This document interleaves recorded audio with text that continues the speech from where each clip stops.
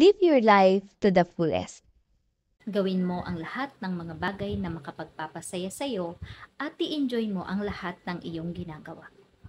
Tanungin mo ang iyong sarili, ano nga ba ang mga bagay na makapagpapasaya sa akin? Kapag alam mo na kung ano ang mga bagay na makapagpapasaya sa iyo, gawin mo ang mga sumusunod na ito. Una, simulan mo ang iyong araw ng may ngiti sa iyong mga labi. Pangalawa, gawin mo ng buong puso ang trabahong nakaatang sa iyo. Number 3, avoid toxic people. Hindi sila ang mga taong makakatulong sa iyo. Just ignore them. Ano man ang sabihin nilang pamumuna sa iyo, huwag mo silang pansinin.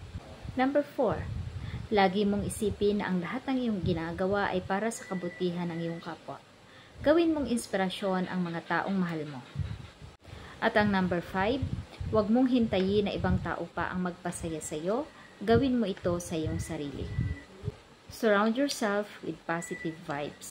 Kung laging positibo ang pananaw mo, magtatagumpay ka sa iyong mga plano. Tandaan mo na minsan lang tayong mabubuhay sa mundo. Habang tayo nabubuhay ay gawin na natin ang lahat ng bagay na gusto natin at ang pangarap natin. Regaluhan mo ang iyong sarili. Take a break paminsan-minsan. Mag-travel ka at puntahan mo ang mga lugar na gusto mong puntahan habang kaya mo pa. Dahil kapag matanda ka na, ay limitado na ang mga bagay na kaya mong gawin.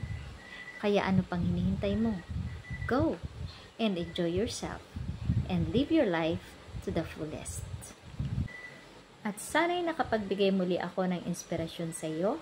Kung may natutunan ka at naibigan mo ang video ito, i-like mo na, mag-comments ka na rin at i-share mo na rin sa iyong mga friends para sila ay ma-inspire din.